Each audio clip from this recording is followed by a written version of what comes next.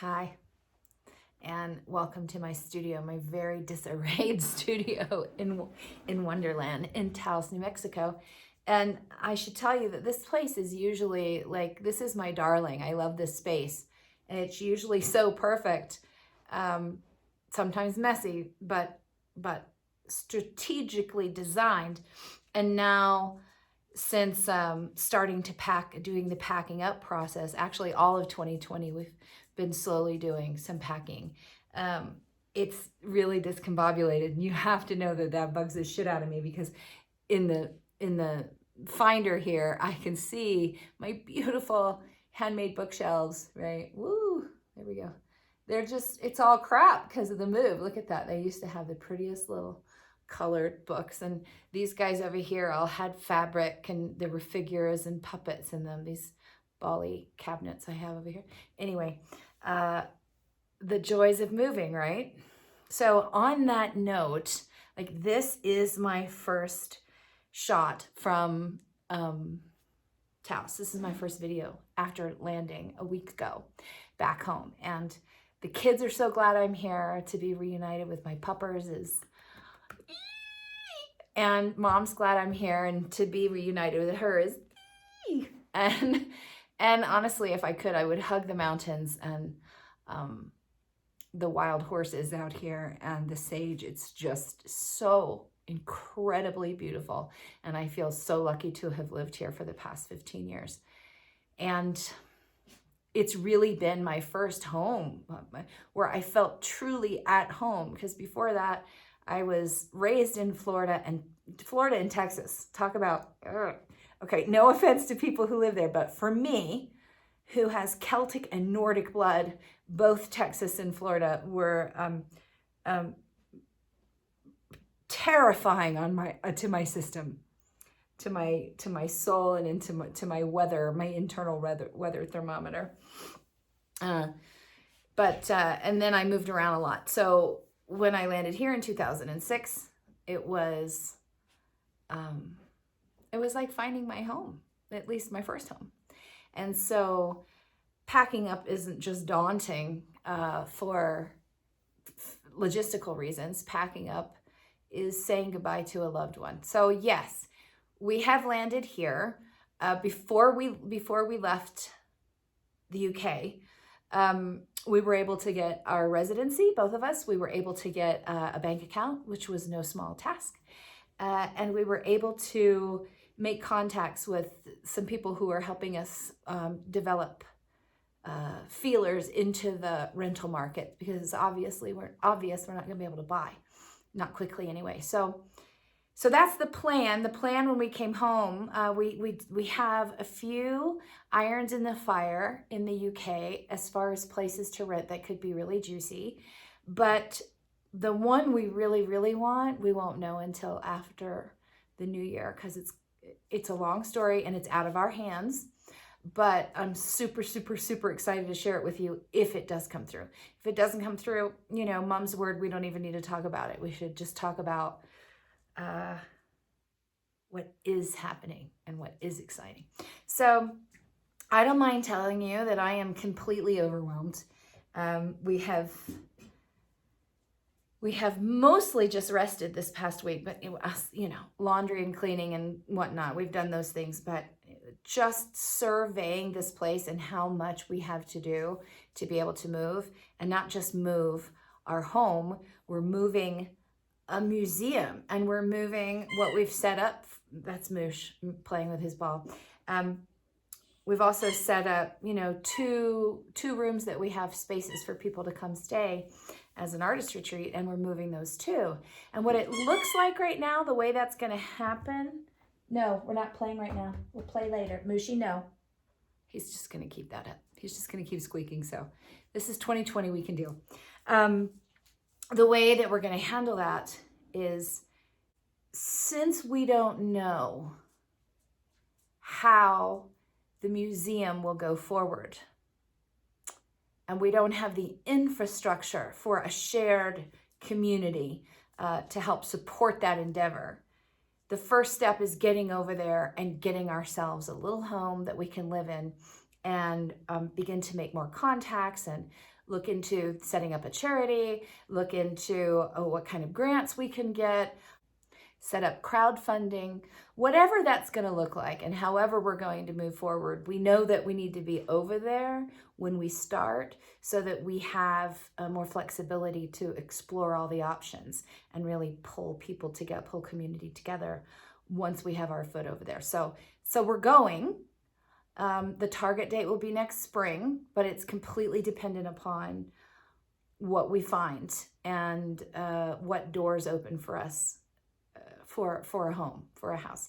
But just to let you know what the plan is, we will take a minimum of home furnishings, and we will take a very minimum of the Wonderland museum collection to be set up in the house so that people who come and artists who come and do retreats and who come stay in the rental house with us will have an enchanted experience.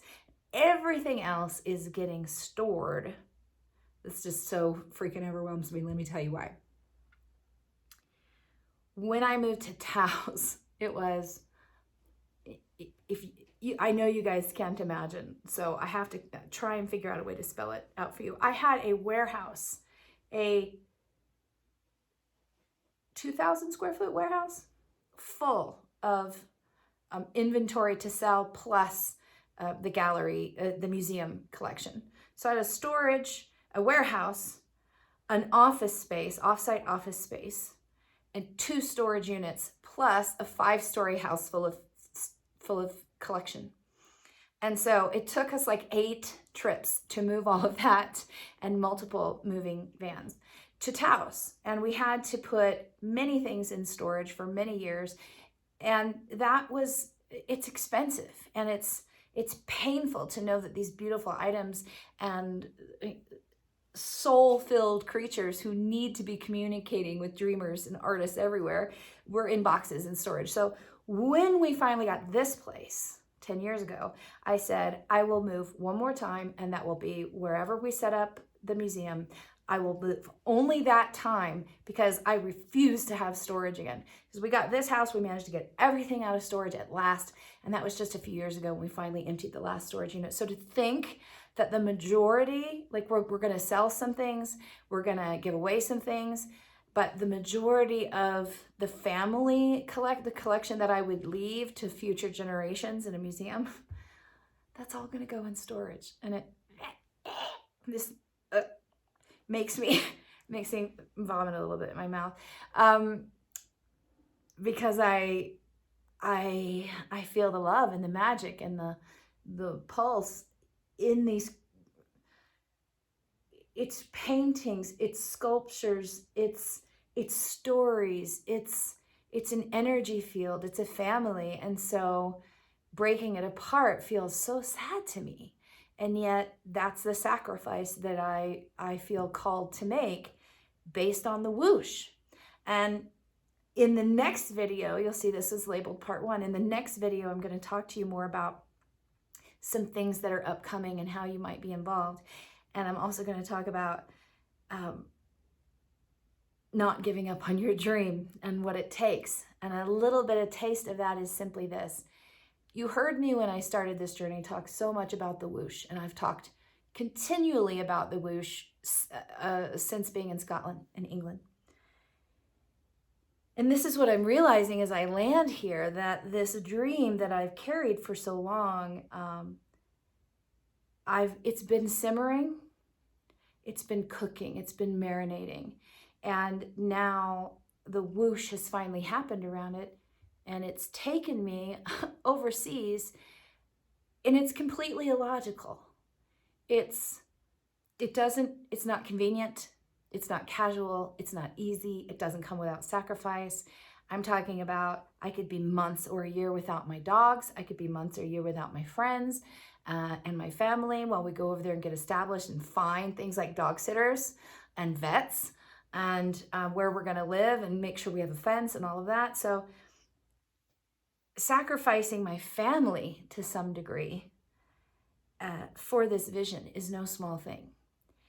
And then making the sacrifice to basically uproot all the stability we've made here and put it all in storage and take a little bit with us and pay ridiculous amounts of money to get over there.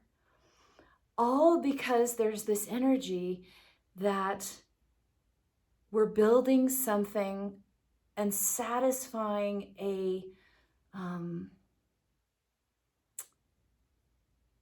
the flame that each one of us is born with. Like, each one of us come into this world to do something. And in all of my travels and all of my coaching and my artistry, everything I've done, I feel like I've been approaching this thing that I know I'm to do. If you watched Knock at the Door, my first film, you've got the very heart of what I was put here to do, which is to call people to remember their original magic, to call them to remember their original creativity that comes from that magic, that comes from that home place that we came here with, that isn't dependent on where we live or how we live. It's this kernel of home that lives in us, that we came here to foster and then allow it to glow and to grow. And going over there feels like I'm satisfying that calling from my core.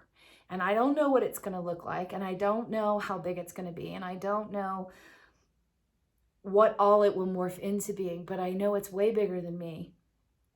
I know it's way bigger than my family. It's way bigger than the tribe that we have right now, the community that we have right now. There are others who want to come. There are others who need to remember their original magic and create with their original voice. And I'm here to serve that mission. So I have to go where the whoosh tells me to go, especially when it's connected to this calling. And so inconvenient, painful, hard, overwhelming, taxing. And yet, how can we legitimately say no when this kind of grab takes hold of our being? When you feel like you've met a soulmate in a place or in a movement or in a story or in a vision, you must go. And it reminds me, there's a meme going around last year that said something like, the woman you are becoming will cost you relationships, job, comfort, security. She will cost you many things, but choose her over everything. And if there's one purpose to all of my work and all of my messages, it's that there is a magic inherent in you that you came here with. We could call it lots of things. We could call it the soul. I'm choosing to call it magic because when you listen to it and when you tune into it, it's kind of like champagne bubbles. There's an energy that feels full of life and vitality. And when we say no to it, there's a folding in and a cramping and a shrinking that happens. And I'm here to tell you to listen to that being, to tune into that frequency, and to shut down the voices of pleasing, or the voices of logic, or the voices of one-dimensional thinking, because you are not a one-dimensional being.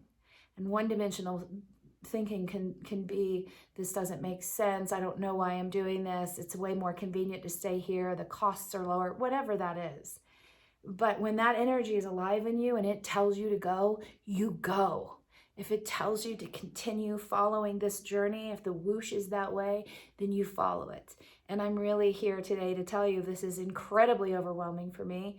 It feels like way too big a job for just us. I'm scared. I'm overwhelmed.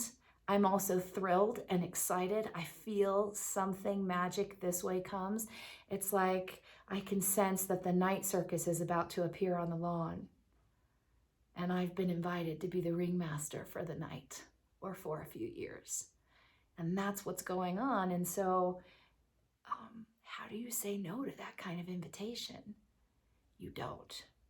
You say yes, and you follow the whoosh, and you let yourself be scared, and you let yourself be overwhelmed, and you also let yourself be brave, and you also let yourself remember you're an original genius that lives in you, and you trust, and you surrender, and you freak out, and you get totally overwhelmed and scared, and then you have a glass of champagne and calm the fuck down and remember that you are made from magic, brightly woven, and we can do hard things, and we can do them magically and beautifully.